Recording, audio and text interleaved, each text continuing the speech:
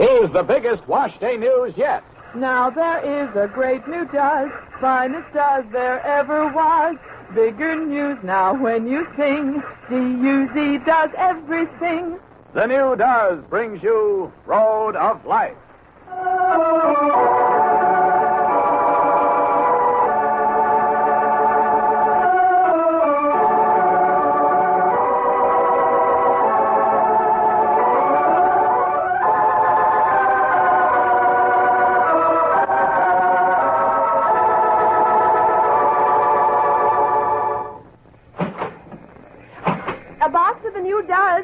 And an entry blank for that new Duz contest? I'd like an entry blank, too. Me, too. In stores everywhere, everybody's getting entry blanks for the new Duz contest.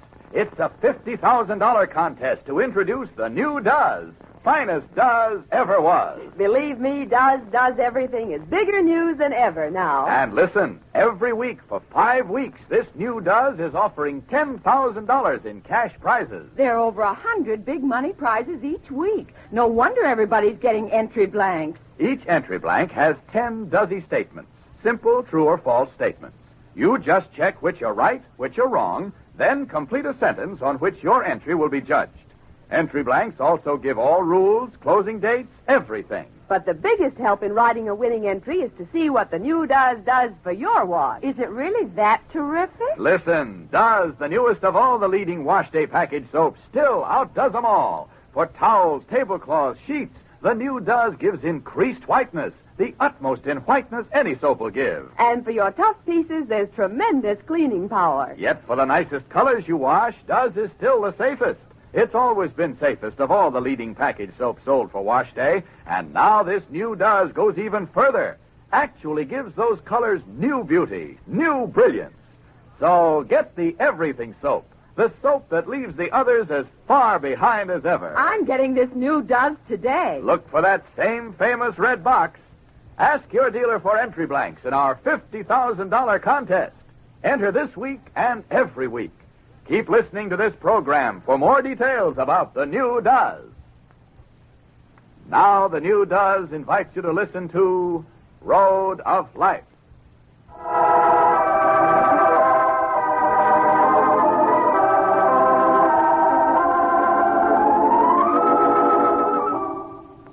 Frank Dana's offer of marriage to Maggie Lowell while they were picnicking has been a painful experience for both Frank and Maggie. Without confessing her hopeless love for Jim Brent, Maggie, as gently as possible, has refused Frank, in spite of all the excellent reasons both Francie and Frank himself have given her for accepting.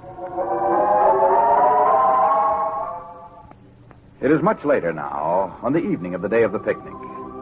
Having brought Tommy home and given him his supper, Maggie and Frank went to the Merrimack Hotel for their dinner. And now, in the soft night, they walk slowly homeward toward Spring Street. Oh, I haven't eaten in a restaurant in so long, Frank. It seems to me that's the only place I have to eat in. Mm-hmm.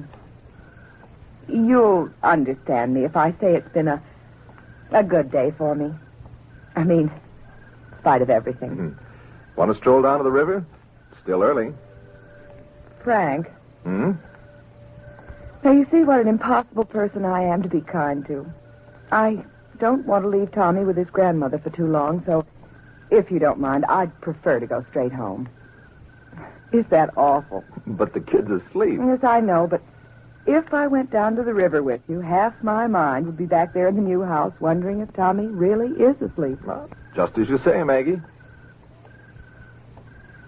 Frank. Hmm?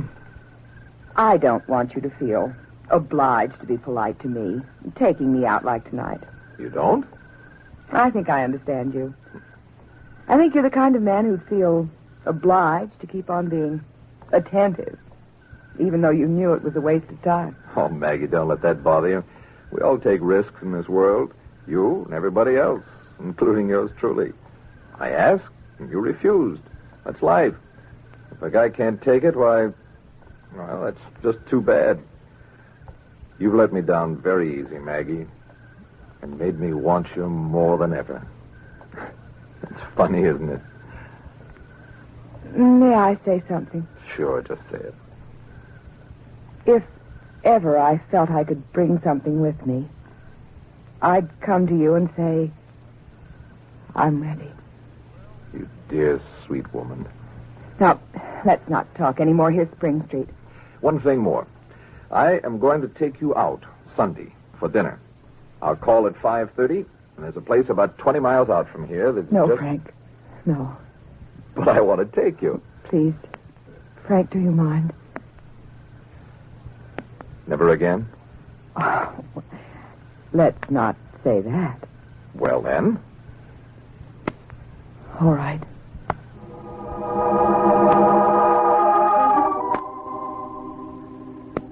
Meanwhile, in the little house on Spring Street, Tommy Lowell sleeps fitfully after his day in the country.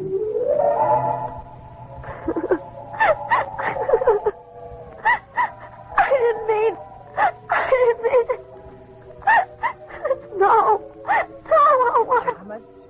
Thomas. Oh, here's Grandmother Thomas. Here she is. Oh, my poor little baby. My poor unhappy little child. Come to Grandma. Oh, it's just a little dream we were having, pet. A nasty little dream. There we are. There, my little man. There, you see. Here's Grandma and the dreams all chased away.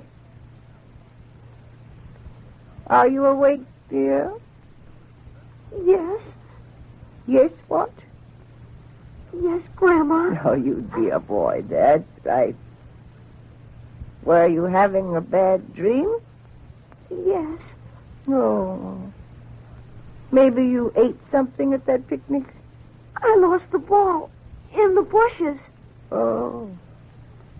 And didn't the gentleman who took you, or your mother, didn't they get it for you?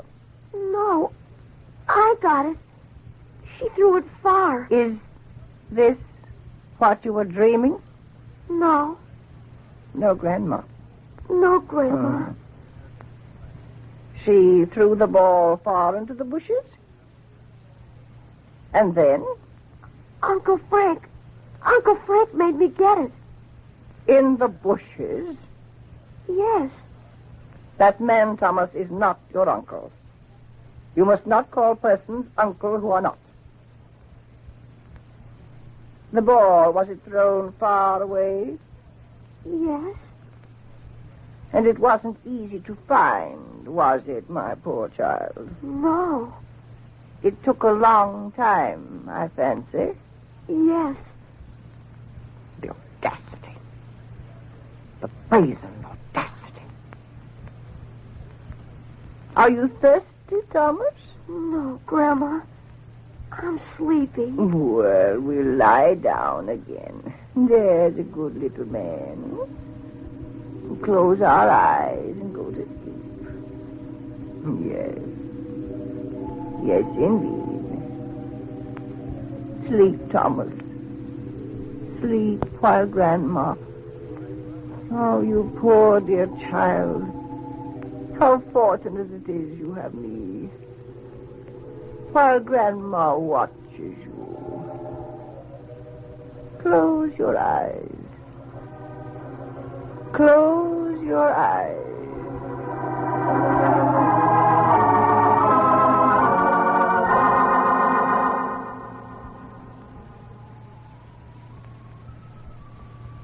Are you home? Oh, you startled me. I'm sorry. No, I mean, I was thinking of something else. Is Tommy asleep? Soundly. He didn't wake up at all? Not really. Not really. Oh, just let me get this jacket off. Not really? What do you mean? He had a little nightmare, I suppose. But he's asleep now. Quite soundly. Well, I'll just peek in. Might you spare me a minute? Of course. I don't wish ever to quarrel with you, Margaret, in spite of what you may think. Could we postpone any serious talk? I'm quite tired and I'd like to go to bed. You have responsibilities.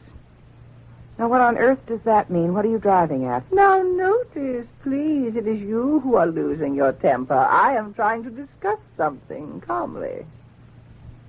Am I presuming too much? What is it? I was about to say that I have no desire to quarrel with you, but I must reserve the right to discuss things with you. Well? You are a young woman. A young, unattached woman. Yes, I know that. What of it? May I once more take the liberty of discussing with you your relationship with this Mr. Dana? I know you don't like it. It's not a question of likes or dislikes. It's a question of social form. Oh, good heavens. And it is also a question of the impressions made on the mind of an impressionable child. Will you get to the point? It is not a point I take any pleasure in getting to, believe me. Whatever Mr. Dana's relationship to you is, I can't remain silent while you make love openly with him. And when the child is in your company. I can't allow you to speak to me this way. Do you understand? You have an evil mind. I don't know what you're up to. But I do know I'm a human being, and whatever you think of me, I can't allow you to speak in that tone about as fine a man. It is no pleasanter to say than to hear. I listened to my grandson speaking in his sleep. The poor little creature didn't realize what he was saying, thank heaven. Saying? What could he have said? You had a ball. You threw it far away from you into the bushes. And then your companion made the child go search for it. Oh, that child was dreaming in his nightmare of something he saw and something which shocked him. What?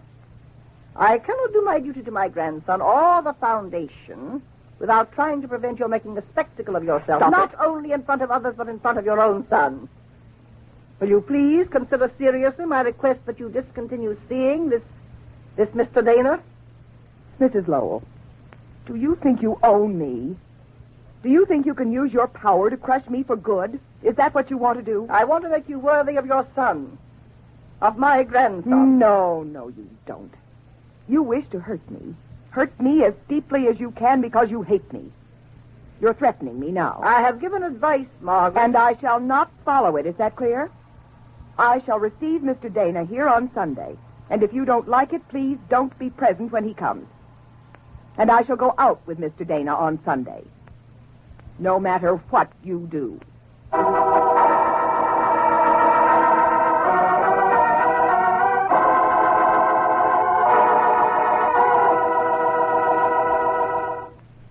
Say, Mr. Collier, how about that help you promised on the big $50,000 contest? Oh, okay. Here are facts about the new Does that may help you be a winner. First, the new Does is the finest ever was. Finest Does ever was. Yes, Does, the newest of all the leading wash day package soaps, still outdoes them all.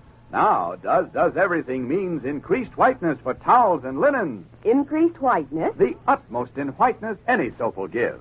For tough pieces, amazing cleaning power. Amazing cleaning power. For the loveliest colors you wash, Does is still the safest of all the leading package soap sold for wash day. Wasn't Does always the safest? Sure, and this new Does goes further. It gives a new lift, new brilliance to those colors. Well, that is news. Right. Get this new Does today in the same famous red box. And next wash day, let Does do everything. Ask your dealer for entry blanks in the big $50,000 contest. Enter today.